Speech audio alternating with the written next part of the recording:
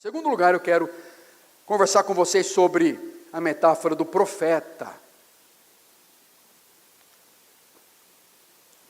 O discípulo profeta é uma grande necessidade hoje, porque o profeta vê o presente à luz da eternidade e é capaz de perceber os propósitos redentores de Deus. Você pode pensar comigo em alguns dos profetas bíblicos: Zacarias, João Batista, Paulo, Pedro, Estevão, quase os discípulos todos de Jesus poderiam ser incluídos, os profetas da era. Mas eu queria lembrar um pouco de alguns profetas mais recentes. O Martinho Lutero é um profeta recente, não é? Dos últimos séculos. Ou um Adoniran Judson, um missionário aprisionado, torturado em Mianmar, que vê a morte de 2 esposas, que presencia a morte de vários filhos. É um profeta, não é? É um profeta. Eu queria dizer para você que um Dietrich Bonhoeffer, enforcado durante a Segunda Guerra Mundial na Alemanha, pelas convicções, por espionagem, um pastor espião teólogo é um profeta.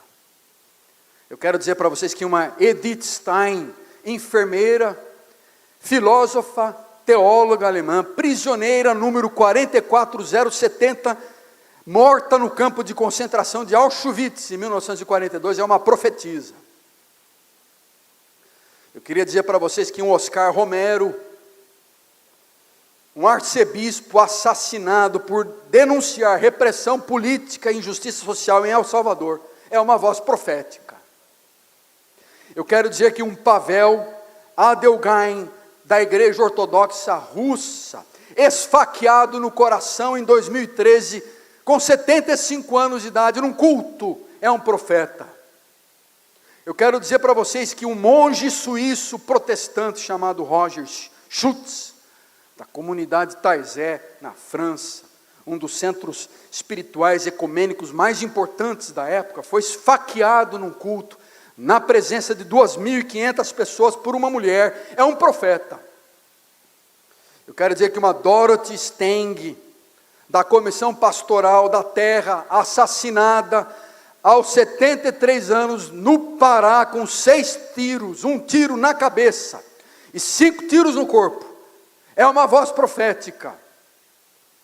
Eu quero dizer que um jovem cristão chamado Nigoyan, um ativista armênio, ucraniano, morto em 2014, protestando contra a polícia que batia nos estudantes durante conflitos na Ucrânia, é uma voz profética também.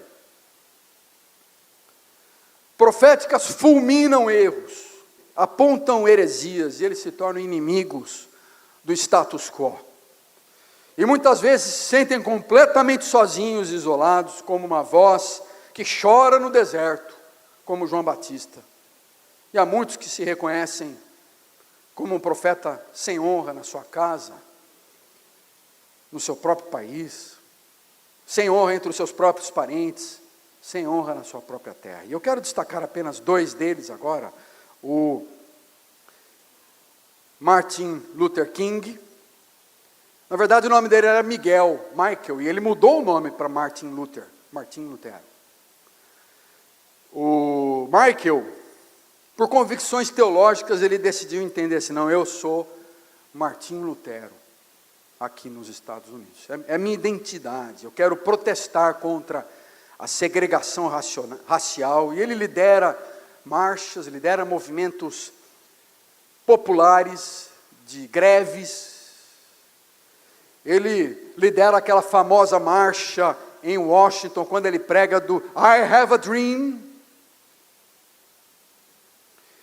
E ele percebe o racismo não meramente como uma patologia social errada, mas uma desordem espiritual e uma distorção blasfema das intenções de Deus para uma sociedade, porque o racismo estava trazendo o julgamento divino sobre a nação.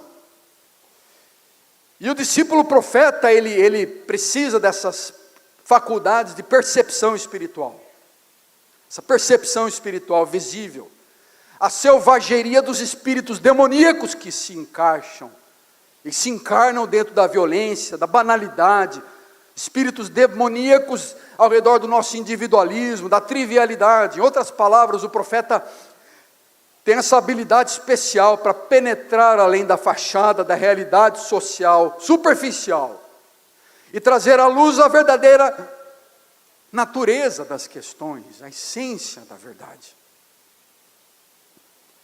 Por isso, palavras de profetas não são apenas encontradas em textos canônicos antigos, mas também na arte. Há palavras proféticas na poesia, há palavras proféticas na música. E os discípulos profetas são geralmente antagônicos de correntes dominantes do pensamento, porque eles estão mais interessados no que Deus está fazendo no mundo do que o que os cristãos estão fazendo na igreja. Então esses profetas surgem dentro da cristandade, mas eles tendem a se estabelecer em oposição frequentemente à ordem estabelecida. Eles são vistos às vezes com suspeita e até mesmo hostilidade, são ostracizados como encrenqueiros, perseguidos, às vezes blasfemadores, atacados pelas autoridades religiosas. E como a gente sabe, Martin Luther King, ou Martinho Lutero King, foi um profeta corajoso, repleto de princípios, e que no final das contas foi assassinado na década de 60, porque uma sociedade racista, apoiada por muletas ideológicas, de mentiras e preconceitos, e a verdade do profeta não era capaz de ser suportada. Portanto, o profeta levanta a voz e o mundo responde com o grito previsível de Jesus Cristo: crucifica-o, crucifica, e o mundo vai procurar crucificar a verdade. O exemplo final que eu quero deixar para vocês é o de Bonhoeffer, Dietrich Bonhoeffer, dentre esses vários, alguém que eu tenho uma afinidade muito grande, particularmente relevante ao estado atual da sociedade, da cultura, e a sua visão profética, como uma espécie de teologia que seria necessário no mundo pós-religioso. Veja o que ele está dizendo. Em 1944, numa cela de prisão, para um amigo próximo, ele escreve por Eberhard Beth, da sua cela de prisão, em 30 de abril de 1944, diz o seguinte: o que está me incomodando incessantemente é a questão do que o cristianismo realmente é, ou de fato quem Cristo realmente é para nós hoje. O tempo em que se podia contar tudo para as pessoas por meio de palavras, sejam teológicas ou piedosas, acabou. E acabou também o tempo de interioridade e consciência. Isso significa o tempo de religião em geral. Estamos nos movendo em direção a um tempo completamente sem religião. Pessoas como eles são agora simplesmente, não podem ser religiosos mais. Mesmo aqueles que honestamente descrevem-se como religiosos, não agem assim, presumivelmente compreendem ser religioso como algo bastante diferente. E se, portanto, o homem se torna radicalmente não religioso, e eu acho que isso já é mais ou menos o caso. Veja ele dizendo isso em 1944. O que isso significa para o cristianismo? E nós sabemos que Bonhoeffer rejeitou aquele triunfalismo superficial do cristianismo oficial da Alemanha da década de 30 e 40, que associou a adoração vulgar do sucesso do povo alemão, colocando a suástica ao lado da cruz, e olhando o cristianismo como uma religião privada, pietista de salvação, que não tinha conexão alguma com a vida do povo, com a sociedade. E, portanto, a grande maioria dos cristãos alemães, e isso pode ser repetido na história, está sendo repetido hoje. A grande maioria dos cristãos se torna, como os alemães, moralmente e espiritualmente desequipada para resistir a gente como Hitler. Nós estamos desequipados. E a maioria dos cristãos alemães não tinha tradição de pensar teologicamente, não tinha tradição de pensar biblicamente sobre os acontecimentos políticos, e aceitam então a ascensão de Hitler ao poder como sendo a vontade de Deus. Isso exige de nós uma profunda reflexão, irmãos. Pois ele havia prometido restaurar a lei, a ordem. Hitler havia prometido restaurar os valores familiares tradicionais da Alemanha. O significado profético de Bonhoeffer consiste nessa reorientação teológica para com o sofrimento de Deus. Ele é influenciado pela teologia de Martinho Lutero, sem dúvida. Ele restabelece o sofrimento ao invés do triunfalismo como a essência da vida cristã. E ele diz o seguinte: a cruz não é sofrimento aleatório, mas é sofrimento... Põe para mim o próximo, por favor. Sim. A cruz não é um sofrimento que decorre da existência natural, é o sofrimento que vem de ser cristão. Um cristianismo que já não leva o discipulado a sério, refez o evangelho em um consolo de graça barata.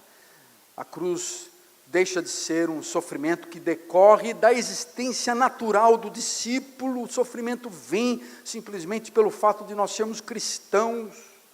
E um cristianismo que já não tem discipulado, que não leva o discipulado a sério, refaz o evangelho numa graça barata. Pois o discipulado de Cristo crucificado sempre será o discipulado do sofrimento. O discípulo sofre. O discípulo sofrerá sempre. Se você então se engajar em movimentos cristãos influentes, encontrará um compromisso com esse tipo de vida cristã, que não é da graça barata, porque a ilusão da graça barata, e Bonhoeffer ensina que para o cristão a cruz não é uma decoração no pescoço, um objeto sem sentido, mas um fardo para ser carregado. A cruz se tornou um símbolo decorativo que confere status, poder e identidade, enquanto a cruz de Cristo é um instrumento de tortura que significa humilhação, vulnerabilidade e estranhamento social. A integridade e robustez da teologia do sofrimento de Bonhoeffer foram tragicamente confirmados na sua tortura terrível e execução pelos nazistas em 9 de abril de 1945, menos de um mês antes do final da Segunda Guerra Mundial. Bonhoeffer foi enforcado. Apesar de sua morte trágica, ele é um profeta cristão. Eu quero concluir então dizendo duas coisas importantes para nós finalizarmos hoje esse momento, irmãos e irmãs. Nós precisamos de discípulos profetas, e para isso nós precisamos elevar a qualidade do discipulado e baixar as exigências da igreja. São dois pontos importantes: elevar a qualidade do discipulado. Precisamos de discípulos semelhantes a Cristo, padrões de discipulados muito bem articulados, como por exemplo o de Cipriano de Cartago no século III, um pai da igreja, advogado, professor de retórica, martirizado no século III, e ele disse: esta é a vontade de Deus que Cristo fez e ensinou: humildade na conversação, perseverança na fé, modéstia nas palavras, justiça nas ações, misericórdia no trabalho, disciplina na moral, ser incapaz de fazer o mal, ser capaz de aguentar quando o mal é feito, manter a paz com os irmãos, amar a Deus com todo o coração, amá-lo como Pai e temê-lo como Deus. Nós precisamos de um nível de discipulado, como o de Cipriano de Cartago. O que vimos no passado como o cristianismo extraordinário desses profetas deve ser um padrão mínimo para os nossos cristãos. O que a gente fala de um Dietrich Bonhoeffer, de um Martin Luther King, de um Edith Stein, de um Oscar Romero, de um Pavel Adelgain, de uma Dorothy Stang, de um Sergei Nigoya, são heróis simplesmente por viverem uma vida cristã normal. E a gente tem que parar de olhar isso como extraordinário. Nós precisamos de discípulos profetas reformadores, precisamos de discípulos profetas pastores e líderes inovadores, precisamos de discípulos profetas médicos das nossas igrejas, dentistas, donos de estacionamento, proféticos. Precisamos de donas de casa que sejam discípulos proféticos, homens e mulheres que corram o risco de um mandato profético ao mesmo tempo que são cheios da presença de Jesus, humildes e semelhantes a Cristo. Então a figura do profeta é, portanto, essa consciente das forças espirituais. Nós precisamos estabelecer um padrão mínimo, um padrão de qualidade mínimo, como discípulos de Jesus. E, finalmente, concluindo, precisamos baixar as exigências da igreja, da estrutura, para recuperar a natureza robusta do discípulo profético, precisamos de novos paradigmas, de novos modelos mais simples. Nós criamos igrejas complexas, com muitas normas, com constituições complicadas, e fizemos o discipulado muito fácil. É difícil ser membro de igreja e fácil ser discípulo. Alguns movimentos modernos, como o Alpha Course, o fundador do Alpha Course, um movimento muito interessante, com milhões de adeptos em países da Europa e África e Ásia e Estados Unidos, dizem que enquanto a igreja emergente se concentra na morte de Jesus Cristo pelos pecados, tem surgido uma nova geração de discípulos preocupadas em resgatar o mundo. Precisamos estruturar uma igreja mais simples, modelos de igrejas mais simples, e que o foco seja um conjunto central de práticas essenciais do discipulado, ambientes de criação de discípulos parecidos com Jesus, que tenham uma visão profética. Eu queria convidar você a se colocar em pé comigo e orarmos por isso agora. Orarmos pessoalmente, orarmos pela nossa comunidade, porque isso tem muito a ver com a gente como líder. Nós não vamos ter discípulos na igreja, porque isso depende da qualidade da liderança da nossa igreja, depende da nossa qualidade. A qualidade da liderança é diretamente proporcional à qualidade dos nossos discípulos. E se falharmos na área de fazer discípulos, nós não vamos nos surpreender se falharmos na capacidade da igreja se desenvolver e transformar o nosso país. Vamos orar então.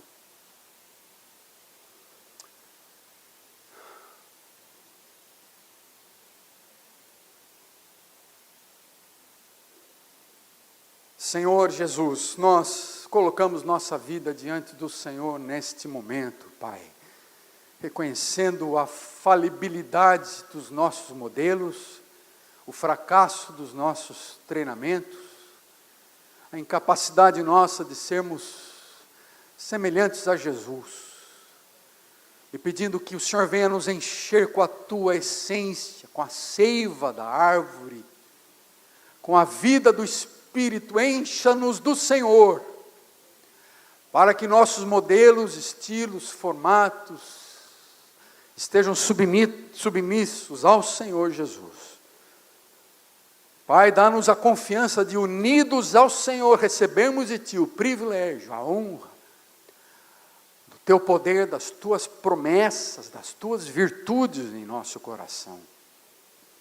E faz-nos de nós discípulos profetas, que olhem para este mundo com o Teu coração, como sal da terra, como luz do mundo. Deus, confessamos que o sal às vezes está perdendo o sabor, e a luz não está brilhando, Senhor. Pedimos que o Senhor faça de nós, como discípulos, homens e mulheres com uma voz profética,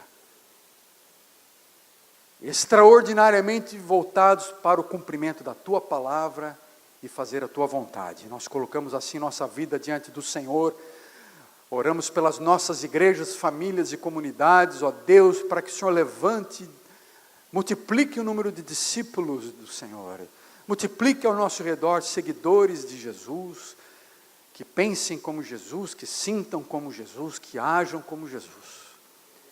Oramos, Senhor, por um novo conceito de discipulado. E oramos no nome precioso, maravilhoso de Jesus Cristo. Amém.